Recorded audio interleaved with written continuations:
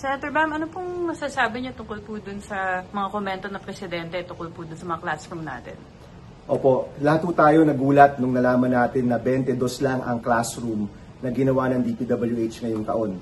Ang backlog po natin, 145,000 pataas. Kaya yung 22 na paggawa ng DPWH, hindi po talaga yan katanggap-tanggap. Mahalaga po na ilagay na lang po natin yung responsibilidad ng paggawa ng classroom sa mga grupo at tao na kaya talagang gawin ito sa madaliang panahon at sa tamang presyo.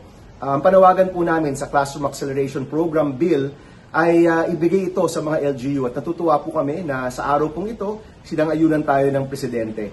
And we're hoping po na dahil po nag-agree na po tayo dito, isi-certify po niya na urgent ang Classroom Acceleration Program para sabay-sabay po tayong gagawa ng mga classroom para sa ating mga kabataan. Mga local government unit, mga NGO na may track record, sabay-sabay po yan para ma-address po natin yung napakalaking problema po natin sa edukasyon.